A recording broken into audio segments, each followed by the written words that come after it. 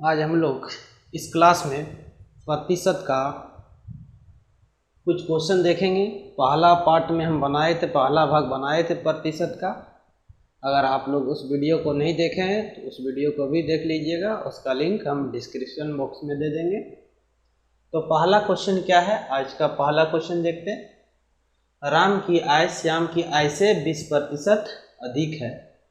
ज्ञात कीजिए कि श्याम की आय राम की आय से कितने प्रतिशत कम है ना। तो यहाँ पर देखिए तुलना किससे किया जा रहा है। श्याम की आय से 20% अधिक है। तो दो व्यक्ति है, एकदम प्योर बेसिक से बताते हैं। श्याम और ये क्या हो गया, राम। तो श्याम की आय से 20% अधिक है। यदि श्याम की आय मान लें 100 तो 20% अधिक है। परसेंटेज कहने का मतलब बताए थे प्रति 100 में कितना, तो 20% अधिक यानी 100 में 20 अधिक है। तो 100 में 20 अधिक है कहने का मतलब राम की आय कितना हो जाएगा, 120। अब देखिए ये दोनों का अंतर देखिए तो कितना है, 20 है। अब सेकेंड पार्ट पढ़िए क्वेश्चन का। ज्ञात कीजिए कि श्याम की आय राम की आय से कितने प्रतिशत कम है। तो यहाँ पर राम की आय से तुलना करना है। अभी राम की आय कितना है, 120। जब राम की आय 120 है तब कितना कम है, श्याम की आय 20 रुपया कम है। फिर से सुनिए, जब राम की आय कितना है, 120 है, तब श्याम की आय राम की आय से कितना कम है, 20 रुपया कम है। तो एक ही के नियम से अगर एक कम रहेगा तो 20 बटे कितना हो जाएगा, 100। 20 बटे कितना हो जाएगा, 100। इसको कटा लीजिए तो 1/6। 1/6 को अगर आप प्रतिशत में बदलिएगा तो ये कितने के बराबर होगा, 16.2/3। डायरेक्ट आंसर ऐसे, या नहीं तो प्रतिशत में ज्ञात करना है। कहने का मतलब 1 में 1/6 हो गया तो 100 में कितना होगा, 100 गुना 1/6। तो 100/6, इसको कटाइए 50, 3 तो 50/3। इसको जब चेंज कीजिएगा तो 16.2/3। तो प्योर बेसिक से इसको बनाए तो कौन सा ऑप्शन हो जाएगा, सी। सभी क्वेश्चन इसी तरह सॉल्व हो जाएगा। अब हम लोग देखते हैं क्वेश्चन नंबर 2। क्वेश्चन नंबर 2 क्या है, क्वेश्चन नंबर 2 है खाद्य सामग्री का मूल्य 10% बढ़ गया। उपभोक्ता खाद्य सामग्री का प्रयोग कितने प्रतिशत कम कर दे कि उसका खर्च ना बढ़े। तो देखिए अगर पहले यानी अगर देखें पुराना और न्यू ले लेते हैं, नया, पुराना और नया दाम ही ले लेते हैं। अगर पुराना दाम कितना है, 100 है, पुराना से ही बढ़ा है ना कितना, 10%। यानी 100 में कितना प्रतिशत बढ़ा, यानी 100 में कितना बढ़ा, 10%। कहने का मतलब क्या होता है, 100। तो 100 में कितना बढ़ गया, 10। तो पहले 100 था, अब कितना हो जाएगा बढ़ के 110, ही ना होगा।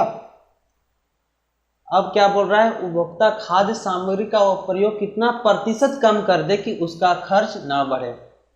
अब न्यू मूल्य कितना हो गया है, 110, और पुराना कितना है, 100। ये दोनों के बीच का डिफरेंस देखें तो कितना, 10। तो 110 में अब कितना कम करना पड़ेगा, 10। तो 1 में कितना कम करना पड़ेगा, 10 बटे कितना, 110। और इसको अगर आप प्रतिशत में चेंज करते हैं तो 9.1/11% होता है। डायरेक्ट अगर फ्रैक्शन आपको याद है पहला वीडियो में हम बताए थे, या नहीं तो ऐसे 100 में कितना हो जाएगा, 1/11 गुना 100। तो इसको जब भाग दीजिएगा तो फिर कितने के बराबर होगा, यही होगा। तो कौन सा ऑप्शन हो जाएगा आपका? ऑप्शन नंबर बी, ई, सी और ई क्या हो जाएगा? डी। तो ऑप्शन नंबर कौन सा हो जाएगा? सी।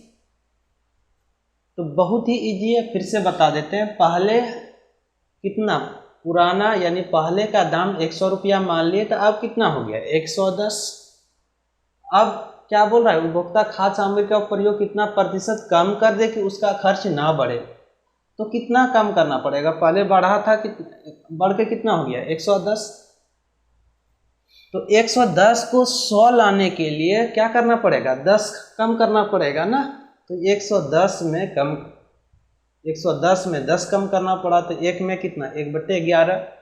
तो 1/11 को अगर हम लोग प्रतिशत में व्यक्त करें तो कितने के बराबर हो जाएगा? 9.1/11%। या इसको 100 में, इसे यूनिटरी मेथड से, तो 100 में कितना हो जाएगा? 1/11 गुना 100, तो 9.1/11%। तो ऑप्शन नंबर सी। अब नेक्स्ट क्वेश्चन देखते हैं हम लोग फिर। नेक्स्ट क्वेश्चन 3 नंबर क्वेश्चन क्या है? एक व्यक्ति की आय 10% बढ़ी, कुल कुछ दिनों के बाद पुनः 20% बढ़ गई। इस प्रकार व्यक्ति की आय में कुल कितने प्रतिशत की वृद्धि हुई? एकदम फंडामेंटल से बताते हैं, और इसका जो फार्मूला बनेगा इस टाइप का वो भी हम बता देते हैं। तो पहले अगर व्यक्ति की आय मान लिए हम लोग कितना? 100 मूल आय जो पहले था, अब एक बार बढ़ा तो यही कितना? 10%। तो 10% कहने का मतलब क्या हुआ? 100 में 10 बढ़ा, ये ना, 100 में कितना बढ़ गया? 10। तो अब कितने के बराबर हो गया? ये 110।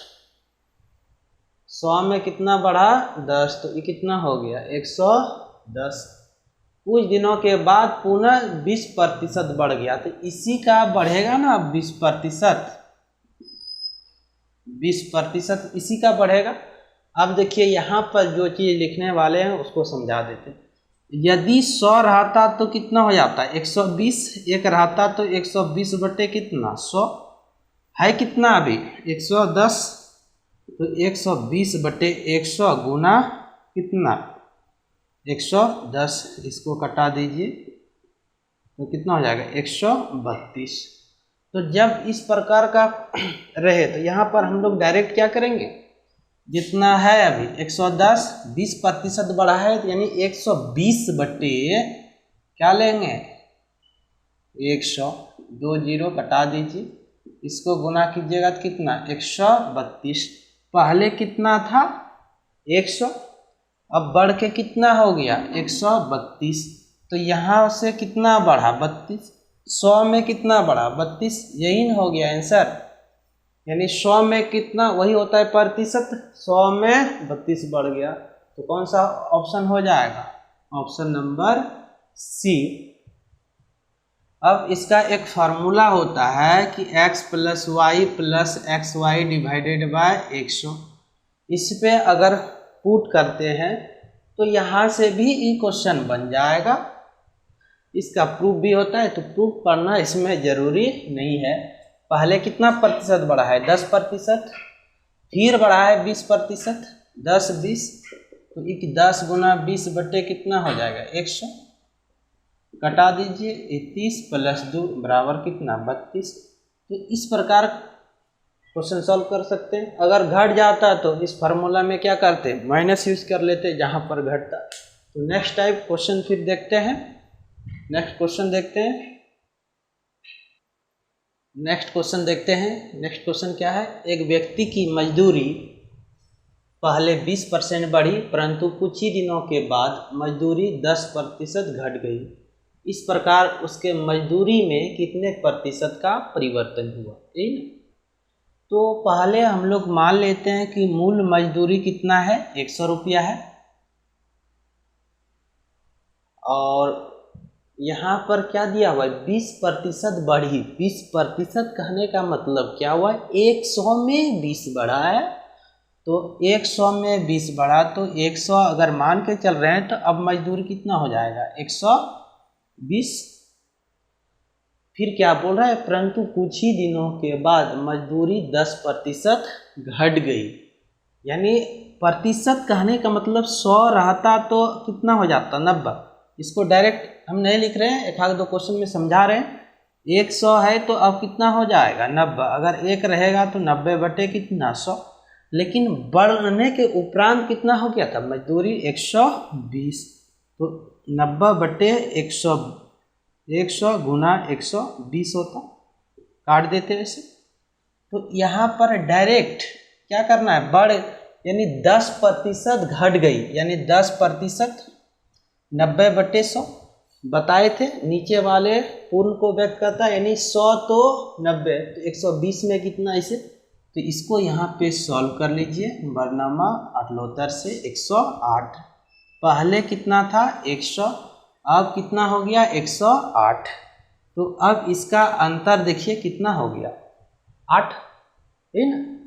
100 था, अब 100 से बढ़ के कितना हुआ, अभी जो मजदूरी है कितना है 108 है ना। पहले मजदूरी कितना मान के चले हम लोग 100, तो 100 में कितना बढ़ा 8, यही हो गया 8%, यानी 100 में कितना बढ़ा।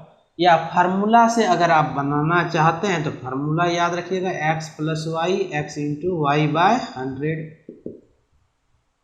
तो x का मान पहले 20% बढ़ी इसलिए प्लस, और 10% घटी है ना तो माइनस, फिर 20, और जहाँ पर घट गया वहाँ पर माइनस यूज करेंगे।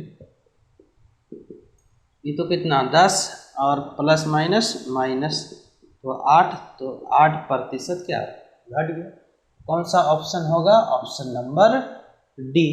अब इस प्रकार का अन्य क्वेश्चन देखते हैं। फिर अब हम लोग क्वेश्चन नंबर 5 देखते हैं। क्वेश्चन नंबर 5 में क्या है, एक दुकानदार माल खरीदते समय 10% ठगता है और बेचते समय 5% ठगता है। इस प्रकार उसे कुल कितने प्रतिशत का लाभ हुआ। कहने का मतलब अगर 100 का था माल तो ठग के उस माल को कितना, यानी 110 का माल ले लिया, 10% ठगता है ना। कहने का मतलब 100 का माल को 110 बना दिया, और कहता है फिर 5% ठगता है, तो 5% इसका यानी 100 रहता तो फिर 105 बनाता, 110 है तो कितना बनाएगा 105 बटे कितना 100, 1 0 कैंसिल हो जाएगा। अब इसको गुना कर लीजिए, 11 × 5 = 55 और 11 × 11 बटे 10, तो 115.5। पहले था कितना था 100, अब ठग के कितना कर लिया 115.5, तो कितना उठागा यानी 15.5 ठगा 100 में, तो 100 में ही इसको प्रतिशत में हम लोग डिनोट कर सकते हैं। या इसको फार्मूला से बनाते तो क्या हो जाता x + y xy/100। तो दोनों बार ठगता ही है, यानी बेनिफिट ही कमाता है वो, तो दोनों में प्लस ही लेंगे। 10 गुना 5 बटे कितना 100, तो ये 15, 100, 1 2 1 बटे 2, तो 15 कितना हो जाएगा 5%। ये हो गया आपका आंसर। तो इस तरह कौन सा ऑप्शन हो जाएगा आपका, ऑप्शन नंबर सी। यदि आप लोगों को वीडियो अच्छा लगा हो और अभी तक मेरे चैनल को आप लोग सब्सक्राइब नहीं किए हैं तो आप चैनल को सब्सक्राइब कर लीजिए, और अधिक से अधिक दोस्तों के बीच इस वीडियो को शेयर कीजिए। पूरा वीडियो देखने के लिए धन्यवाद।